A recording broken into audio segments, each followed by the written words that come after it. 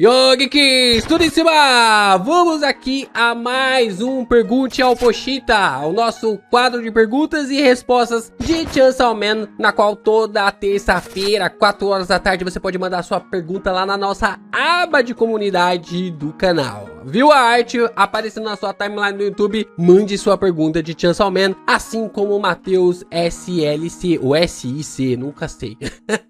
O Matheus SLC trazendo a pergunta seguinte: LP, qual a sua opinião sobre a teoria do Yoshida ser filho do Kishibe? Eu acho essa teoria muito viajada, Matheus. Eu não vejo assim qualquer possibilidade do Kishibe ser pai, né? Do Kishibe ser pai ali do Yoshida, visto que o cara é realmente um azarado no amor, né? O cara ficou na friend zone por vários anos por uma lésbica. Ele acabou ficando ali vários anos pela Quanch, né? Apaixonado na Quanch, e não rolou. Então acho muito difícil que o Kishibe iria se amarrar em alguém fora do trabalho, sabendo que o seu trampo é extremamente complicado, difícil e que pode todo dia levar ele à morte. Então não acho que o Yoshida seja filho do Kishibe. Mas que o Yoshida tá sendo usado ali para suprir essa falta do Kishibe, isso com toda certeza tá. A gente volta para responder outras perguntas e muito mais teorias no Pergunte ao Pochita depois da vinheta.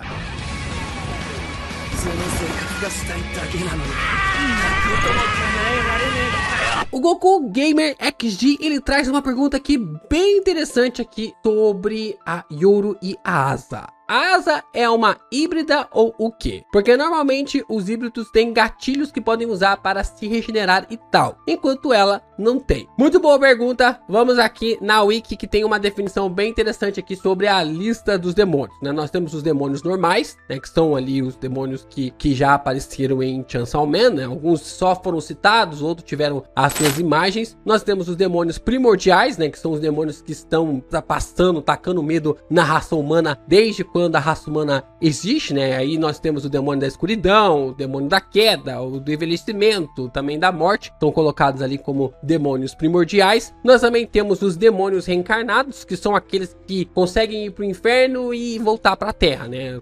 Normalmente é definido que todos os demônios consigam fazer isso, mas pelo que parece na obra nós só temos apenas 4 demônios que conseguiram fazer essa colocação, de ir ali para o inferno e depois aparecer na terra. E nós então temos os demônios engolidos pelo demônio da motosserra, né, da serra elétrica. Isso aqui não é para nós, mas então nós temos os demônios, né, as figuras dos demônios que se manifestam ali no mundo humano. Aí nós temos esses demônios são chamado de fiends, né? Deixa eu ver qual que é a tradução disso aqui, porque eles não traduzem quando tá em maiúsculo, entendendo o que é o nome, e o meu inglês não é muito bom, né? Deixa eu colocar aqui em inglês, fiends.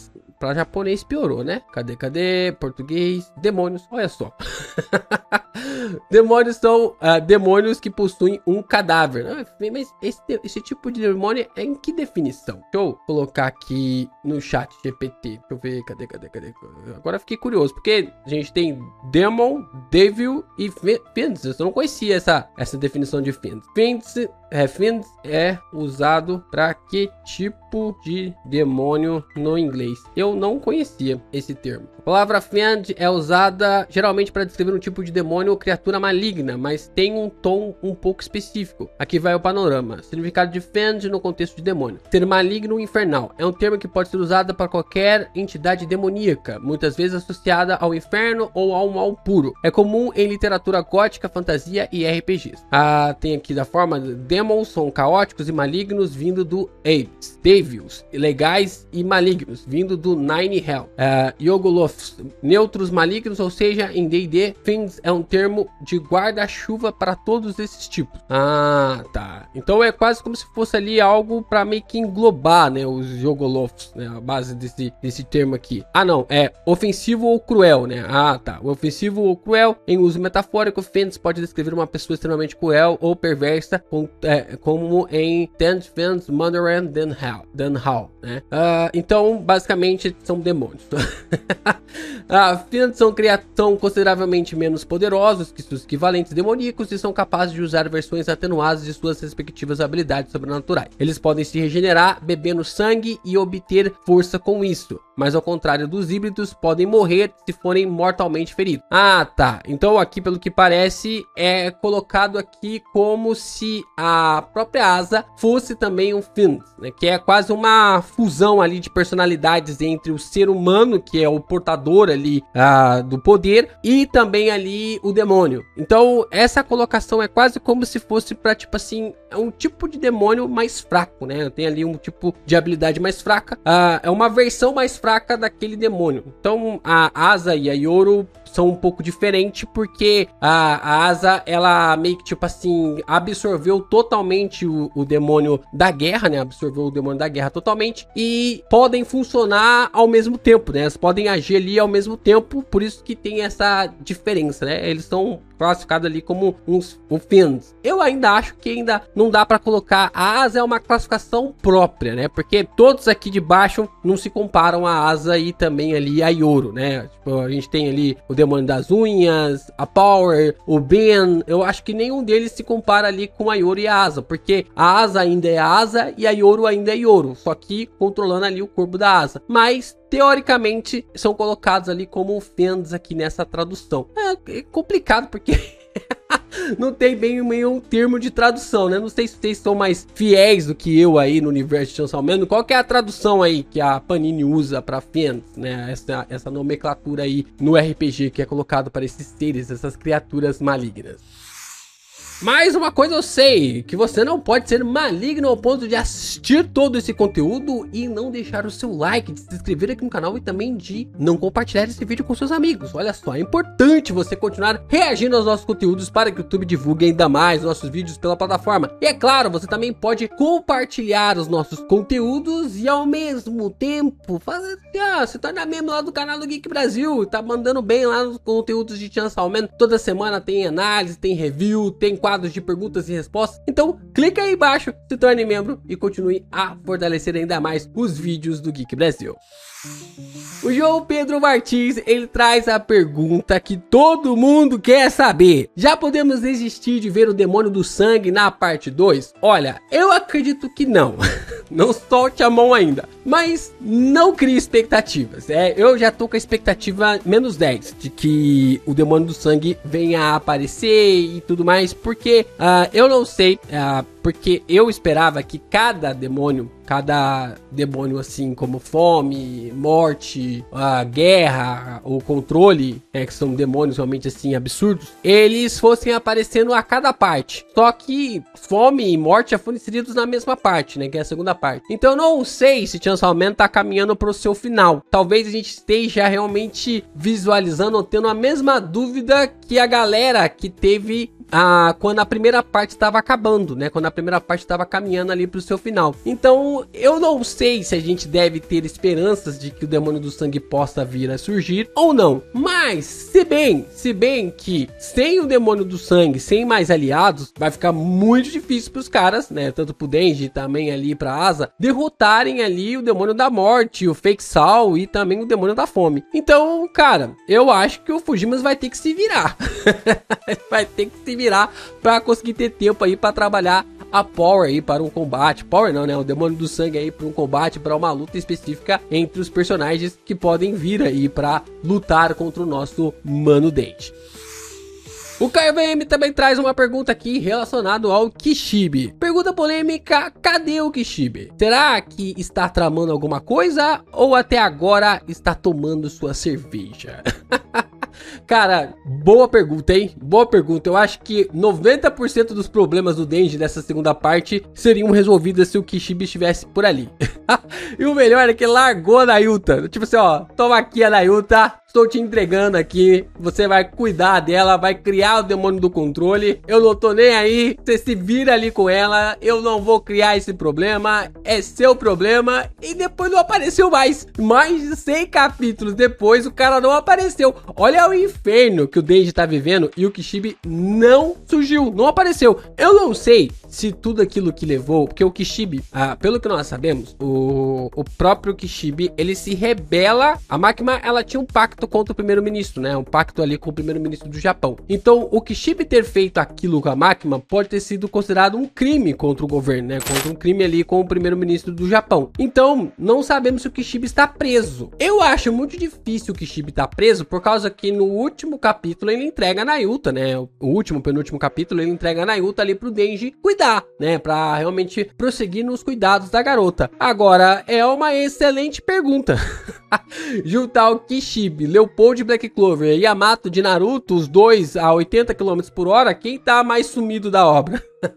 Não sabemos, mas eu tenho certeza, 90-95% dos problemas do Denji estariam resolvidos se o Kishibe estivesse em ação ainda. Então fica a questão aí pra saber onde esse cara tá. Será que ele tá procurando a Quanchi até agora? O Lumon, ele traz uma pergunta aqui extremamente interessante que leva ao título desse vídeo. LP, o que você acha que aconteceu com o Pochita para ele ficar machucado nos primeiros capítulos do mangá? Bom, eu ia trazer esse vídeo de forma específica aqui no canal, de forma separada aqui no canal, mas essa semana Kagurabashi quase comeu meus neurônios, né? Tanto ali para trazer o volume 1, 2, 3 aqui no canal. Na verdade, o volume o volume 1, 2 e 3 aqui no canal, e eu não consegui trazer a teoria que eu queria aqui de Chainsaw Man. Então, eu vou comentar aqui com vocês mais ou menos o que eu penso. Eu acredito que o Pochita, a habilidade do Pochita foi meio que descoberta. O Pochita tinha ali esse conceito, né, de ser... Eu acredito que o Pochita seja um demônio primordial. Ele é o demônio do nascimento ou o demônio da vida. Literalmente, é um padrão de seres humanos terem medo da própria vida ou terem medo do próprio nascimento. Isso e até mesmo ser da vida ou do nascimento engloba até mesmo a parte evolutiva dos seres humanos, né? Se o próprio Fujimas for realmente colocar isso, porque vida, morte, queda, tudo isso faz o contexto evolutivo da raça humana.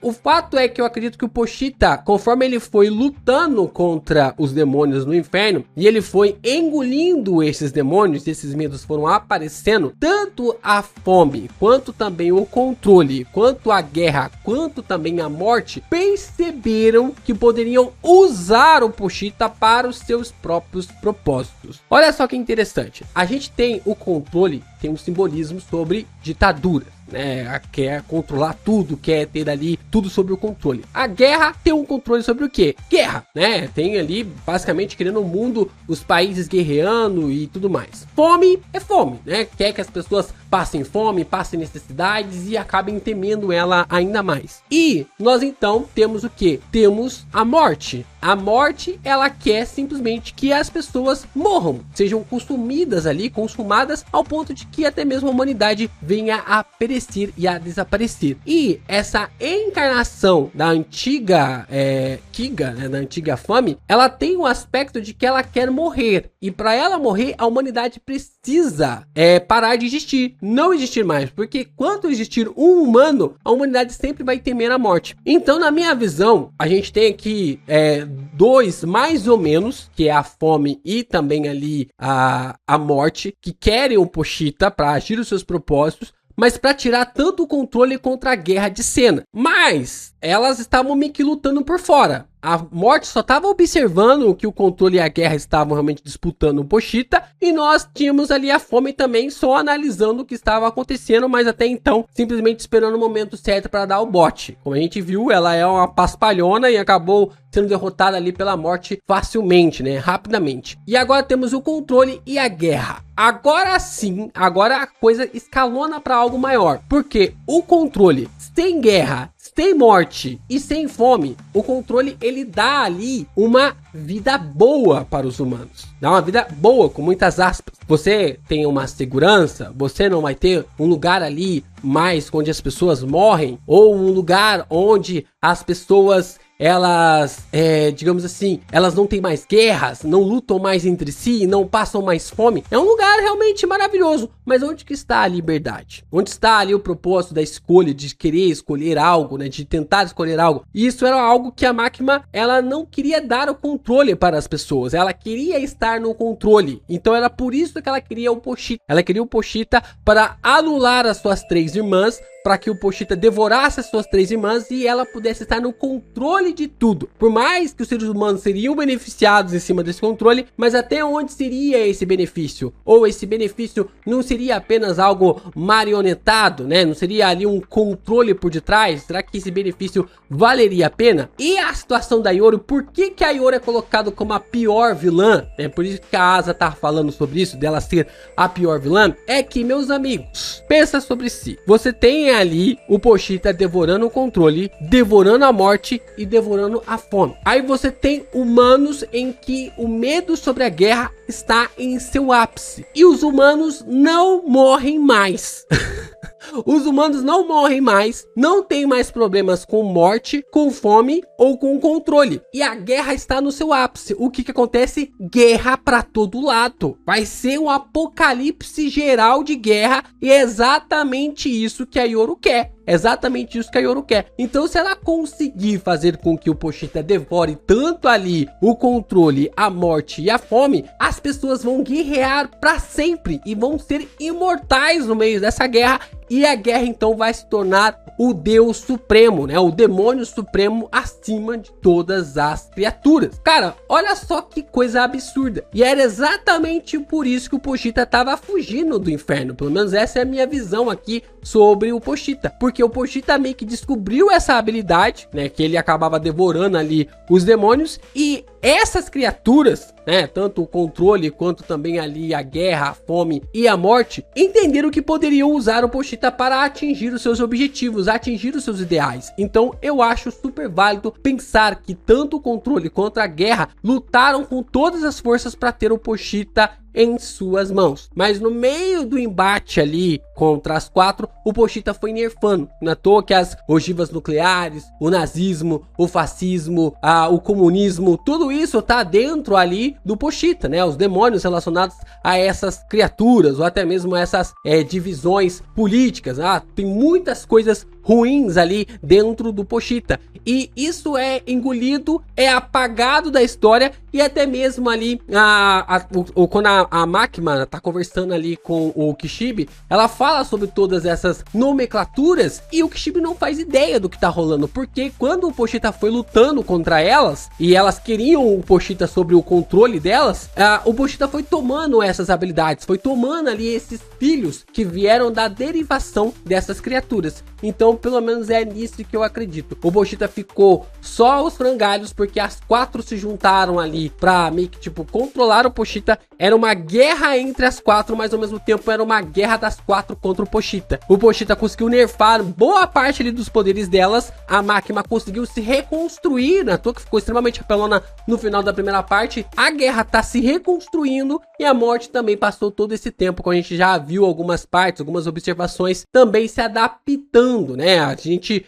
vê algumas pistas de que a morte pelo menos está no mundo de Chainsaw Man desde a primeira parte. E vocês, acreditam que tem alguma conexão com isso? É de que a Yoru, ela quer ali o Pochita para acabar com a fome, para acabar ali com a morte e também com o controle, para que ela seja a criatura suprema e faça com que os seres humanos consigam guerrear sem parar, sem morrer de fome, sem ter ali esses problemas e que continuem a guerrear, guerrear, guerrear, guerrear sem parar? Ou vocês têm mais algumas ideias incríveis aí nos seus comentários, para abordar sobre por que o Pochita apareceu daquele jeito pro Denji nos primeiros capítulos? Deixa aqui nos comentários pra gente discutir e conversar ainda mais sobre Chainsaw Man.